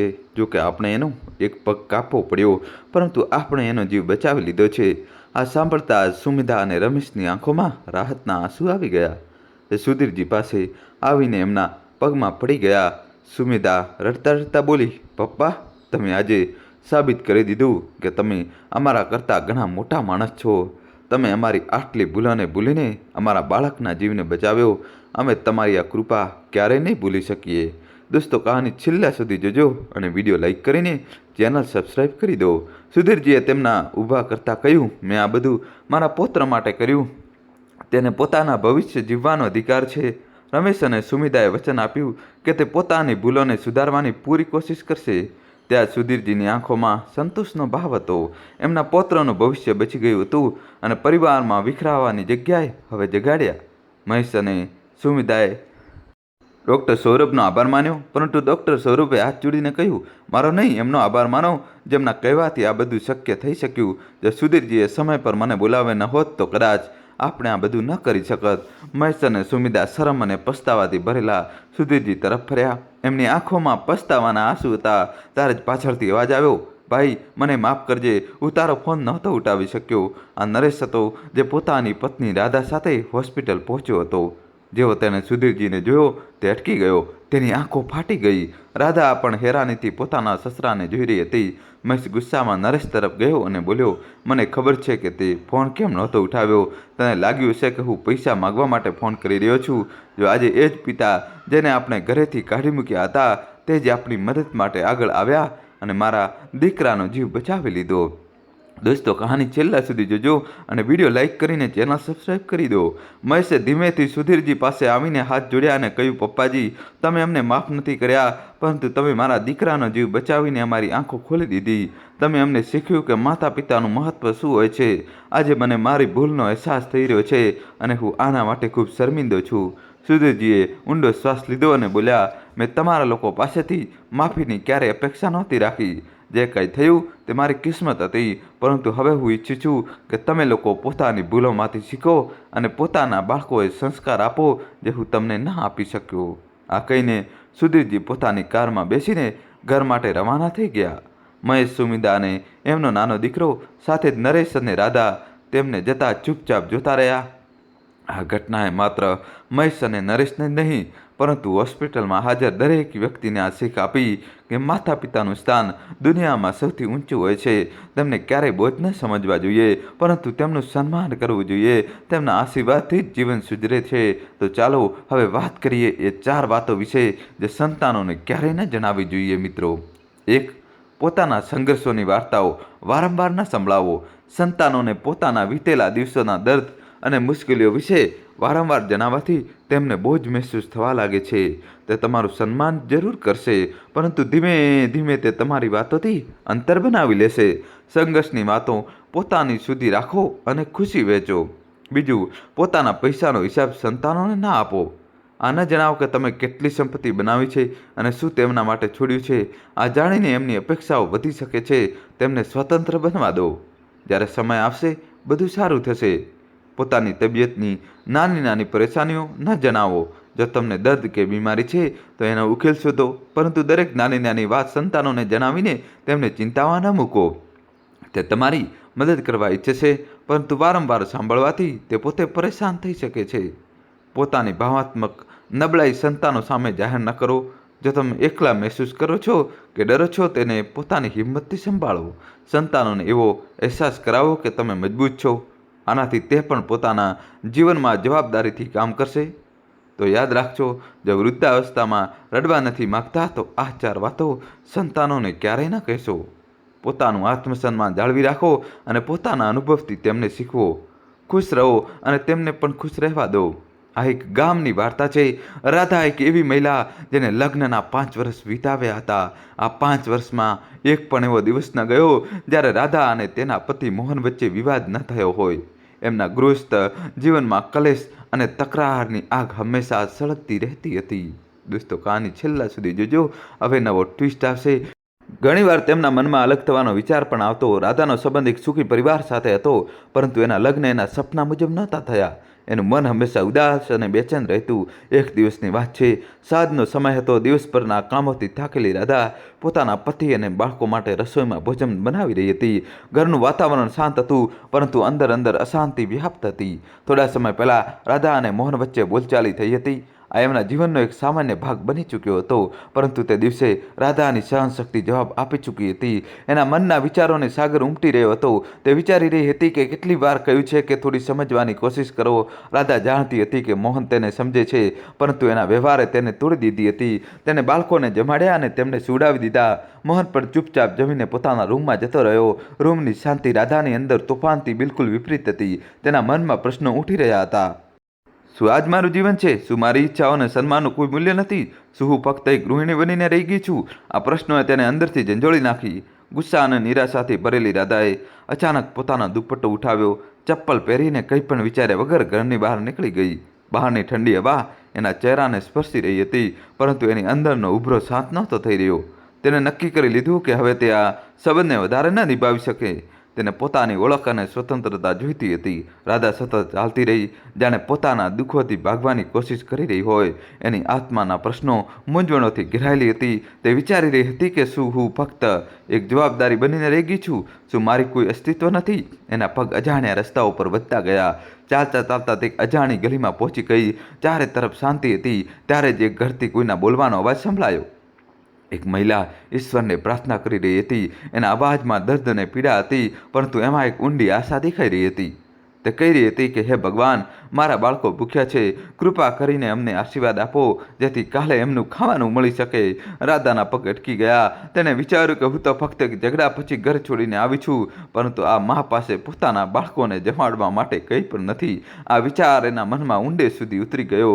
થોડી વધુ આગળ વધતા તેને એક બીજા ઘરથી અવાજ સંભળાયો. એક સ્ત્રી પોતાના દીકરાની સુરક્ષા માટે પ્રાર્થના કરી રહી હતી. તે કહી રહી હતી, હે ભગવાન, મારા દીકરાને દરેક મુસીબતથી બચાવજે. તે ખૂબ મહેનત કરે છે, પરંતુ એની નોકરી હંમેશા જોખમમાં રહે છે. કૃપા કરીને એની રક્ષા કરજો. રાધાને લાગ્યું કે જાણે એની પોતાની પરેશાનીઓ ખૂબ નાની છે. તેને વિચાર્યું, હું મારા જીવનથી નાખુશ છું જ્યારે મારા બાળકો સુરક્ષિત છે, પરંતુ અહીં એક માં રોજ પોતાના દીકરાની સલામતી માટે પ્રાર્થના કરે છે. દોસ્તો, જલ્દીથી વિડીયો લાઈક કરી ચેનલ સબસ્ક્રાઈબ કરી દો. થોડી આગળ વધતા રાધાએ એક બીજા ઘરથી અવાજ સાંભળ્યો. આ વખતે એક પતિ પોતાની પત્નીને કહી રહ્યો હતો, તું મકાન માલિક સાથે વાત કરી લે. એમને કહેજે કે અમને થોડો વધુ સમય આપે. રોજ રોજ આવીને અમને હેરાન ન કરે. આ સાંભળીને રાધાને વધુ આંચકો લાગ્યો. તેને વિચાર્યું, હું મારા પતિ સાથે આ વાત પર ઝઘડી રહી છું કે તારી નાની નાની વાતોનું ધ્યાન નથી રાખતા. પરંતુ અહીંયા પરિવાર પાસે માથું છુપાવવા માટે છત પણ નથી. આ અનુભવોએ રાધાને અંદરથી હચમચાવી દીધી. તેને મહેસૂસ કર્યું કે એની સમસ્યાઓ એટલી મોટી નહોતી જેટલી તે તેમને માની રહી હતી. તેને વિચાર્યું, મારો પરિવાર સુરક્ષિત છે, મારા બાળકો ભૂખ્યા નથી સૂતા, મારી પાસે માથું છુપાવવા માટે છત છે, તેમ છતાં હું મારી પરેશાનીઓને આટલી મોટી માની રહી છું. થોડી વધુ આગળ વધતા રાધા એક વૃદ્ધ મહિલાનો અવાજ સાંભળ્યો. તે પોતાના પૌત્રને કહી રહી હતી, બેટા, ઘણા દિવસ થઈ ગયા તે મારી દવા નથી લાવી આપી. મારી તબિયત વધુ બગડી રહી છે. પૌત્રે જવાબ આપ્યો, દાદી, મારી પાસે એટલા પૈસા નથી કે દવા ખરીદી શકું. દુકાનવાળો પણ ઉધાર નથી આપી રહ્યો. તમે થોડા દિવસ વધુ સહન કરી લો. આ સાંભળીને રાધાની આંખોમાં આંસુ આવી ગયા. તેને વિચાર્યું, મારી પાસે તો ઓછામાં ઓછું એટલું છે કે હું પોતાની અને પોતાના પરિવારની જરૂરિયાતો પૂરી કરી શકું, પરંતુ આ વૃદ્ધ મહિલા પાસે પોતાની દવાઓ માટે પણ સાધન નથી. થોડી વધુ આગળ વધતા રાધા એક ઘર પાસે પહોંચી. ત્યાંથી એક સ્ત્રીનો અવાજ આવી રહ્યો હતો. દોસ્તો, કહાની છેલ્લા સુધી જોજો અને તમારા ભાઈ માટે વિડીયો લાઈક કરીને ચેનલ સબસ્ક્રાઈબ કરી દો. તે પોતાના નાના બાળકોને સમજાવી રહી હતી, તમે સૂઈ જાઓ, તમારા બાબા આવતા જ કંઈક ને કંઈક ખાવાનું જરૂર લાવશે. જ્યારે તે આવશે તો હું તમને જગાડી દઈશ. આ સાંભળીને રાધાના દિલ પર ઊંડી અસર થઈ. તેણે મહેસૂસ કર્યું કે દુનિયામાં એવા કેટલાય લોકો છે જેમની પાસે ખાવા સુધીના સાધન નથી હોતા. તેને ઊંડા શ્વાસ લીધા અને વિચાર્યું, હું તો નાની નાની વાતો પર પરેશાન થઈ જાઉં છું, પરંતુ એ લોકો પોતાના રોજિંદી જરૂરિયાતો માટે ઝઝૂમી રહ્યા છે. તેમ છતાં તે આશા નથી છોડતા. રાધાએ પોતાના પગ પાછા વાળ્યા અને પોતાના ઘર તરફ પાછી ફરવા લાગી. હવે તે એવી નહોતી રહી જેવી પહેલાં હતી. એના મનમાં એક અજીબ શાંતિ હતી. તેને સમજી લીધું હતું કે જીવનમાં સમસ્યા બધાની સાથે હોય છે, પરંતુ યથાથી ભાગવાને બદલે એનો સામનો કરવો જ સાચી શક્તિ છે. ઘરે પહોંચીને તેણે દરવાજો ખોલ્યો. મોહન હજી પણ જાગી રહ્યો હતો. તેને જોઈને મોહન તરત ઉઠીને એની પાસે આવ્યો અને ચિંતાથી પૂછ્યું, તું ક્યાં જતી રહી હતી? હું ખૂબ પરેશાન થઈ ગયો હતો. રાધાએ તેની તરફ જોયું. આ વખતે તેને મોહનની આંખોમાં સાચી ચિંતા અને પ્રેમ દેખાયો. તે હસી અને શાંત સ્વરમાં બોલી, હું બસ થોડી વાર માટે બહાર જતી રહી હતી, પરંતુ હવે બધું સારું છે.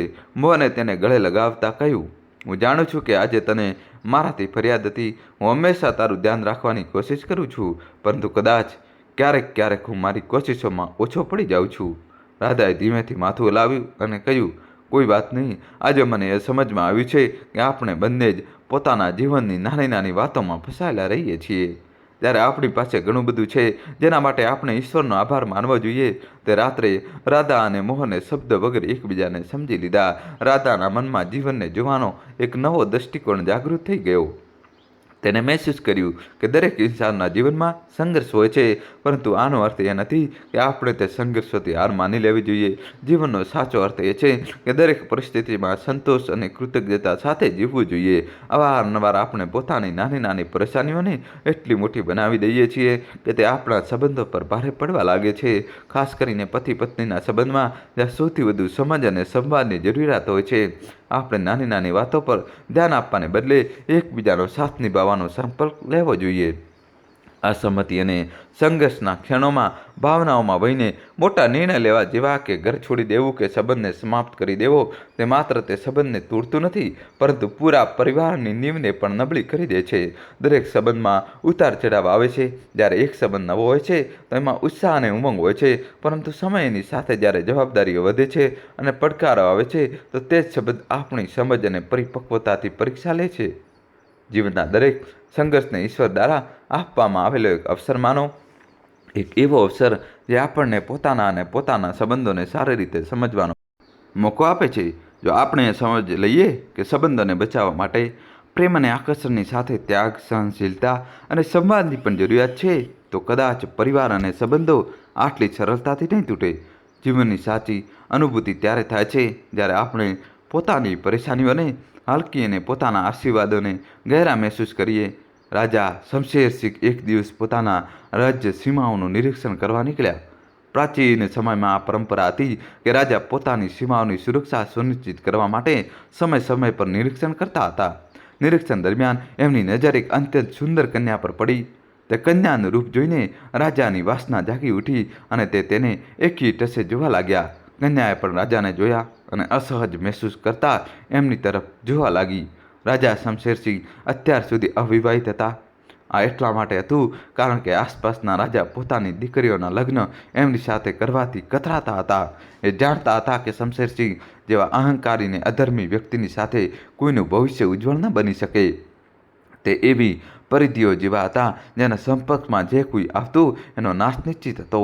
મહેલ પાછા ફરતા જ રાજાએ પોતાના મંત્રીને બોલાવ્યા અને આદેશ આપ્યો, મંત્રીજી, આજે ભ્રમણ દરમિયાન મેં એક કન્યાને જોઈ. હું તેને પોતાના જીવનની સંગીની બનાવવા માંગુ છું. જલ્દી જ એવો પત્તો લગાવો અને લગ્નનું પ્રબંધ કરો. મંત્રીએ માથું ઝુકાવીને આદેશ સ્વીકાર કર્યો અને તે કન્યાની જાણકારી એકઠી કરવા નીકળી પડ્યો.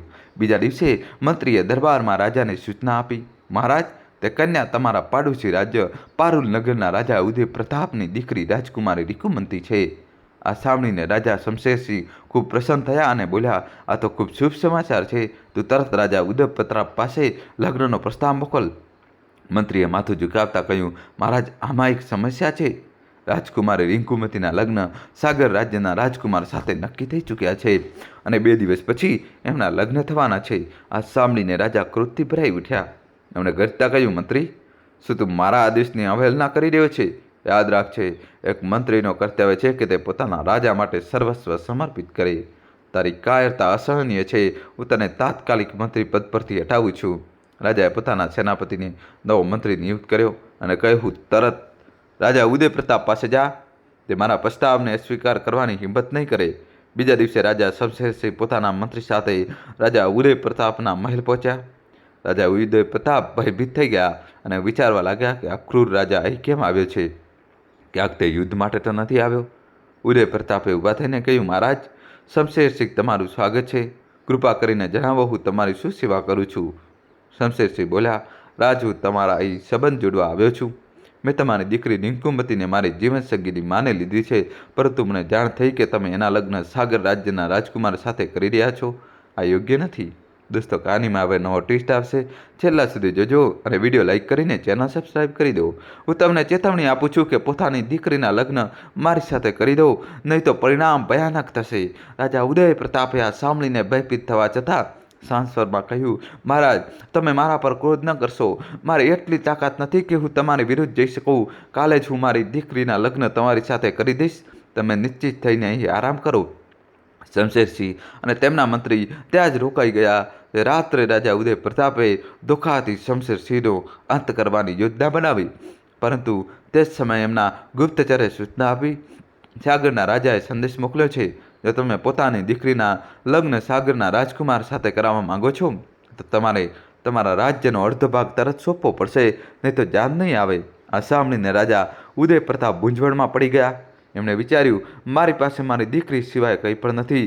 સાગરના રાજાને મારા રાજ્યનો લોભ છે.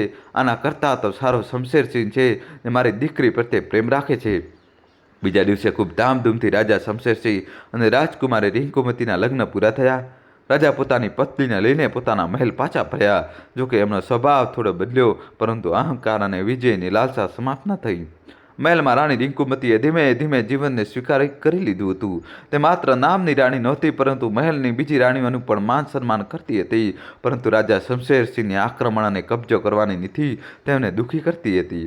એક દિવસ રાજા પાડોશી રાજ્ય પર ચઢાઈ કરવા જઈ રહ્યા હતા. રસ્તામાં એમણે એક સિદ્ધ મહાત્માને જોયા.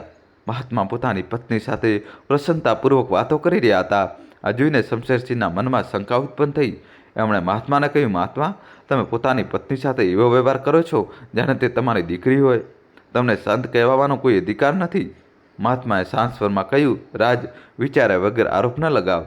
તારું વિવેક તારા અહંકારના કારણે નષ્ટ થઈ ચૂક્યું છે. તારા પાપનું ફળ તારે આ જ જીવનમાં ભોગવવું પડશે. મહાત્માના શ્રાપથી રાજાનો ઘમંડ ચકચૂર થઈ ગયો. તેમને એ સમજમાં આવી ગયું કે તેમના કર્મોનું પરિણામ તેમના જ વિનાશનું કારણ બનશે. એમણે તરત પાડોશી રાજ્ય પર આક્રમણનો વિચાર છોડી દીધો અને પોતાના મહેલ પાછા ફર્યા. શ્રાપે રાજાની અંદર ગહેરો પરિવર્તન લાવી દીધો. તો હું તેમને આ વાત કહેવાની હિંમત નથી કરી શકતી. એમના ચહેરાની થકાવટ જોઈને મારું મન નથી થતું કે હું તેમને વધુ પરેશાન કરું. મંત્રીએ ક્રોધથી કહ્યું, આ અક્ષમ્ય છે. તે જાણી જોઈને આ જાણકારી છુપાવી છે. હવે હું તારા પિતાને રાજા સમક્ષ રજૂ કરવાનો આદેશ આપું છું. અંજલિએ વિનમ્રતાપૂર્વક જવાબ આપ્યો, મંત્રીજી, તમે અમારા ઘરે આવ્યા છો. આ અમારા માટે સન્માનની વાત છે, પરંતુ મારા પિતાનો સ્વભાવ એવો છે કે તે કોઈ પણ દબાણમાં આવીને કામ નથી કરતા. તમે કૃપા કરીને ધીરજ રાખો. હું તેમને તમારી વાત અવશ્ય જણાવીશ. મંત્રીએ ગુસ્સામાં ઘર છોડી દીધું અને રાજા પાસે જઈને પૂરી વાત જણાવી. રાજા શમશેરસિંહને આ સાંભળીને વધુ ક્રોધ આવ્યો. એમણે આદેશ આપ્યો, જો કુંભાર આજે દરબારમાં ના આવ્યો તો એના પૂરા પરિવારને દંડિત કરવામાં આવશે. આપણા રાજ્યના સંસાધનોને આ પ્રકારે દુરુપયોગ સહન નહીં કરવામાં આવે. દોસ્તો, કહાની છેલ્લા સુધી જોજો અને તમારા ભાઈ માટે વિડીયો લાઇક કરીને જલ્દીથી ચેનલ સબસ્ક્રાઈબ કરી દો. મંત્રી તરત જઈને તેને બોલાવ. મંત્રી ફરી કુંભારના ઘરે પહોંચ્યા. આ વખતે કુંભાર ઘરે હતો. મંત્રીએ કઠોર સ્વરમાં કહ્યું, રાજાએ આજે જ તમને દરબારમાં ઉપસ્થિત થવાનો આદેશ આપ્યો છે. જો તમે ઉપસ્થિત ન થયા તો આનું ગંભીર પરિણામ આવશે. કુંભારે રાજાના આદેશને માની લીધો અને અંજલિ સાથે દરબાર તરફ રવાના થઈ ગયો. દરબારમાં પહોંચીને કુંભારે રાજાને પ્રણામ કર્યા. રાજાએ ક્રોધિત થઈને કહ્યું, તમને રાજ્યના સંસાધનોનો ઉપયોગ કરવાનો અધિકાર કોણે આપ્યો અને તમે આપણા રાજ્યના ઘડા બીજા રાજ્યોમાં કેમ વેચ્યા? કુંભારે શાંત સ્વરમાં જવાબ આપ્યો, મહારાજ, હું એક સામાન્ય કારીગર છું. મારી આજીવિકા ઘડા બનાવીને વેચવાથી ચાલે છે. મેં ક્યારેય નહોતું વિચાર્યું કે મારા ગળા આટલા પ્રસિદ્ધ થઈ જશે. જો મેં અજાણતામાં કોઈ ભૂલ કરી છે તો હું ક્ષમા માંગુ છું. દોસ્તો, કહાની હજી બાકી છે. તમે જોડાયેલા રહેજો ને અંત સુધી જોજો. રાજાએ ફરી પૂછ્યું, અને આ કન્યા કોણ છે? શું આ તારી દીકરી છે? કુંભારે માથું ઝુકાવીને કહ્યું, મહારાજ, આ મારી દીકરી અંજલિ છે. ઈશ્વરની કૃપાથી આ ગળા બનાવવામાં મારાથી પણ વધુ નિપુણ છે. આના બનાવેલા ગળા જ લોકો સૌથી વધુ પસંદ કરે છે. રાજાએ અંજલિને જોઈ એના સૌંદર્ય અને વિનમ્રતાને રાજાનું ધ્યાન ખેંચ્યું. તેમને કંઈક અજીબ મહેસૂસ થયું, જાણે તે કન્યા એમનાથી પરિચિત હોય. રાજાએ કહ્યું, તારા ગળાઓની પ્રસિદ્ધિ આપણા રાજ્યનું સન્માન વધારે છે, પરંતુ હવેથી તું ફક્ત આપણા રાજ્ય માટે ગળા બનાવીશ, અને તારી દીકરીની કલાનો ઉપયોગ પણ ફક્ત રાજ્યના હિતમાં થશે. કુંભારે સહમતિ વ્યક્ત કરી અને પોતાના ઘરે પાછો ફર્યો. થોડા સમય પછી રાજાએ અંજલિને મહેલમાં બોલાવવાનો આદેશ આપ્યો. તે એની કલા અને એની સરળતાથી પ્રભાવિત થઈ ચૂક્યા હતા, પરંતુ જેવી અંજલિ દરબારમાં પહોંચી, રાજાની આંખોમાં એક અજીબ બેચેની છવાઈ ગઈ. તે અંજલિ તરફ જોતા રહ્યા અને એમના મનમાં મહાત્માના શ્રાપથી યાદ તાજી થઈ ગઈ. એમણે મહેસૂસ કર્યું કે અંજલિ કોઈ સાધારણ કન્યા નથી. એમની આત્માએ તેમને સંકેત આપ્યો કે તે એ જ દીકરી હોઈ શકે છે જેને આપણે માટીમાં દાટી દીધી હતી. રાજાનું હૃદય ભારી થઈ ગયું. એમણે અંજલિને પૂછ્યું, તારા માતા પિતા કોણ છે અને તારું પાલન પોષણ કઈ રીતે થયું? અંજલિએ વિનમ્રતાથી કહ્યું, મહારાજ, હું એક કુંભારની દીકરી છું. મારા માતા પિતાએ મને સ્નેહ અને પરિશ્રમથી પાળી છે. રાજાએ ઊંડો શ્વાસ લીધો અને કહ્યું, તારી વાર્તા અસાધારણ લાગે છે. હું અને વધુ વિસ્તારથી જાણવા માગું છું. આના પછી રાજાએ અંજલિને ઓળખની ઊંડાણપૂર્વક તપાસ કરવાનો આદેશ આપ્યો. ધીમે ધીમે સત્ય ઉજાગર થવા લાગ્યું. રાજાને એ સમજતા વાર ન લાગી કે અંજલિ એમની જ દીકરી છે જેને એમણે પોતાના અહંકાર અને ભયના કારણે ત્યાગી દીધી હતી. આ સત્ય જાણીને રાજા શમશેરસિંહનું માથું શરમથી ઝૂકી ગયું. એમણે મહાત્માના શ્રાપથી સચ્ચાઈને સ્વીકાર કરી અને પોતાની ભૂલો માટે પ્રાયશ્ચિત કરવાનો નિશ્ચય કર્યો. એમણે અંજલિને ગળે લગાવી અને કહ્યું, તું મારી દીકરી છે, હું તારો અપરાધી છું. અંજલિને આ સત્ય સાંભળીને ચહેરો આઘાત લાગ્યો, પરંતુ તેણે રાજાને ક્ષમા કરી દીધી અને કહ્યું, પિતાજી, હવે હું ફક્ત તમારી દીકરી છું. ભૂતકાળને ભૂલીને આપણે આગળ વધવું જોઈએ. આ ઘટનાએ રાજા શમશેરસિંહને પૂરી રીતે બદલી દીધો. એમણે પોતાના જીવનમાં અહંકાર અને અધર્મને છોડી દીધો અને પોતાના રાજ્યને ન્યાય અને ધર્મના માર્ગ પર લઈ જવાનો સંકલ્પ લીધો. મહેલમાં ઉપસ્થિત સૌની સામે મંત્રીના બધા પ્રયત્નો નિષ્ફળ ગયા. છોકરીની વિનમ્રતા અને એના આત્મવિશ્વાસે મંત્રીને અસહજ કરી દીધો હતો. જ્યારે તેને સ્પષ્ટ રીતે કહ્યું કે તે પોતાની પિતાની વાત એટલે ન કહી શકી, કારણ કે તે થાકીને સૂઈ ગયા છે અને એમની ઊંઘ ખરાબ કરવી અયોગ્ય છે, તો મંત્રીએ ગુસ્સામાં કહ્યું, તારા બહાના હવે કામ નહીં આવે. આજે જ પોતાના પિતાને રાજ દરબારમાં મોકલજે, નહીં તો કાલે હું તને જ દરબારમાં લઈને આવીશ. છોકરીએ હસતા હસતા જવાબ આપ્યો, આ તો વધુ સારું થશે. હું પોતે રાજ દરબાર જોવા માંગુ છું. મેં આજ સુધી ત્યાં પગ નથી મૂક્યો. મંત્રીએ ગુસ્સાથી કહ્યું, તારી આ મજાક તારા માટે ભારી પડશે. રાજા ખૂબ ક્રોધિત છે. જો તારા પિતા દરબારમાં ના આવ્યા તો રાજા તારા પૂરા પરિવારને રાજ્યમાંથી બહાર કાઢી મૂકશે. છોકરીએ શાંત સ્વરમાં જવાબ આપ્યો, મંત્રીજી, શું તમારા રાજા આટલા અન્યાયી છે? અમે કોઈ અપરાધ નથી કર્યો, ચોરી કે લૂંટ નથી કરી. અમને કયા ગુનામાં રાજ્યમાંથી કાઢવામાં આવશે? અને માની લો અમને રાજ્યમાંથી કાઢી પણ મૂકવામાં આવ્યા તો તે અમારું શું લઈ લેશે? અમારા હુનર તો અમારી સાથે જ રહેશે. જ્યાં પણ જઈશું ફરીથી પોતાનું ઘર વસાવી લઈશું. દોસ્તો, કહાની છેલ્લા સુધી જોજો અને વિડીયો લાઇક કરીને ચેનલ સબસ્ક્રાઈબ કરી દો. મંત્રીએ ગુસ્સામાં કહ્યું, તારી આ જીભ ખૂબ જ તેજ ચાલે છે, પરંતુ રાજાની સામે પહોંચતા જ તારો ઘમંડ ચરચૂર થઈ જશે. છોકરીએ શાંત સ્વરમાં કહ્યું, તો વાર છે નહીં, ચાલો હું તમારી સાથે ચાલું છું. જોઈએ છે કે ત્યાં કોની હિંમત જવાબ આપે છે. મંત્રીએ રાહતનો શ્વાસ લીધો અને તેને પોતાની સાથે દરબાર લઈ આવ્યો. દરબારમાં પહોંચતા જ મંત્રીએ રાજાથી કહ્યું, મહારાજ, કુંભાર તો નથી આવ્યો, પરંતુ હું એની દીકરીને તમારી સામે લઈને આવ્યો છું. છોકરીએ તરત કહ્યું, મંત્રીજી, જૂઠું ન બોલો. તમે મને લઈને નથી આવ્યા. હું મારી મરજીથી તમારી સાથે આવી છું. રાજાએ છોકરીને ધ્યાનથી જોઈ. એની સુંદરતા અને આત્મવિશ્વાસે રાજાને મોહિત કરી દીધા. તેમણે વિચાર્યું, આટલી સુંદર છોકરી કુંભારના ઘરમાં? આ તો કોઈ રાજકુમાર જેવી લાગે છે. આનો ચહેરો મનને મોહી રહ્યો છે. રાજાએ પોતાના વિચારોને નિયંત્રિત કરતા ગંભીર સ્વરમાં પૂછ્યું, શું તું તે છોકરી છે જે આટલા અદ્ભુત અને મજબૂત ગળા બનાવે છે? છોકરીએ વિનમ્રતાથી જવાબ આપ્યો, મહારાજ, હું નથી જાણતી કે મારા ગળા કેટલા અદ્ભુત છે, પણ હા, હું ગળા બનાવું છું. આ કળા મેં મારા માતા પિતા પાસેથી શીખી છે. રાજાએ કહ્યું, હું ઈચ્છું છું કે તું મારા માટે 100 ગળા બનાવ અને હું તને આનું યોગ્ય મૂલ્ય આપીશ. છોકરીને નમ્રતાથી જવાબ આપ્યો, મહારાજ, લેવડ દેવડનું કામ મારા પિતાનું છે. મને પૈસાથી કોઈ મતલબ નથી. જો તમારા ગળા બનતા જોવા છે તો તમે અમારા ઘરે પધારો, હું તમારી સાથે ગળા બનાવીશ.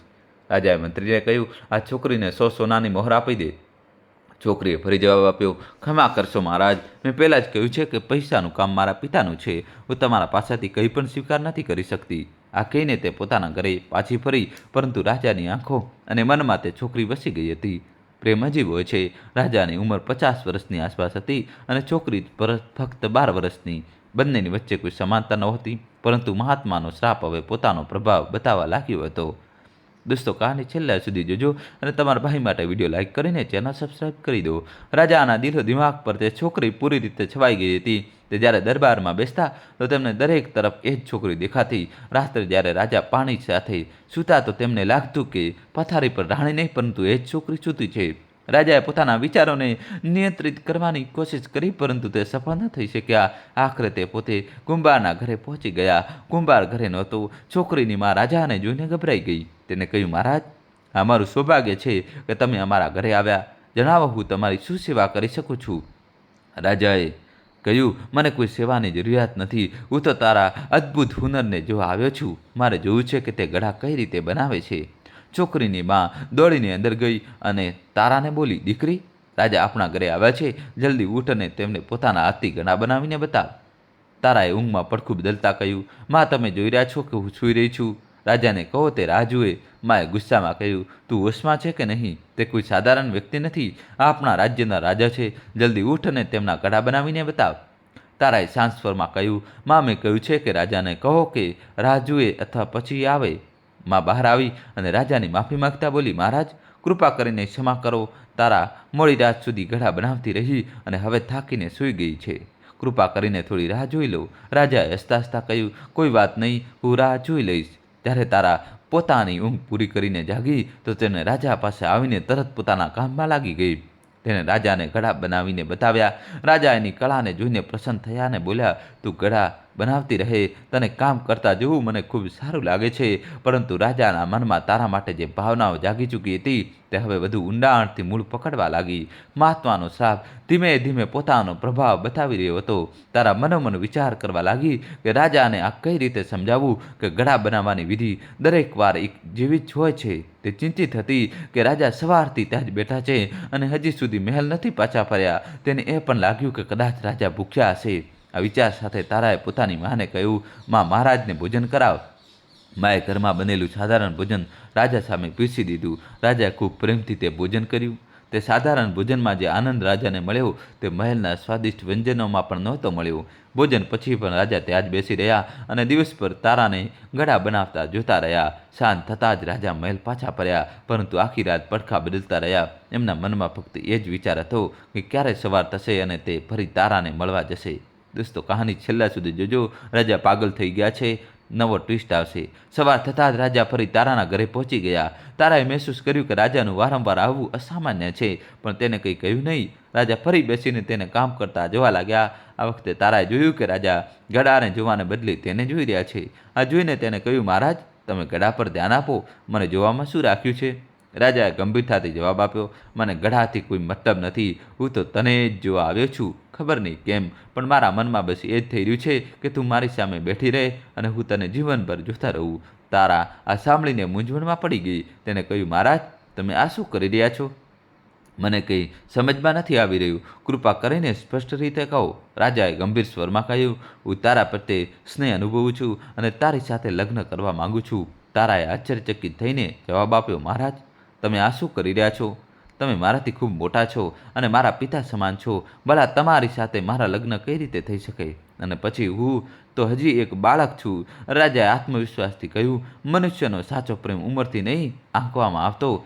ઉંમરનો ફરક પ્રેમના માર્ગમાં બાધા નથી બનતો. તું બસ એકવાર હા કહી દે, હું તારા માતા પિતા પાસે લગ્નનો પ્રસ્તાવ મોકલાવી દઈશ. તારા સતબદ્ધ હતી. તેની અંતરાત્મા કહી રહી હતી કે રાજા સાથે લગ્ન ન કરવા જોઈએ. તેણે વિનમ્રતાથી કહ્યું, મહારાજ, આ નિર્ણય મારા માતા પિતાનો હશે.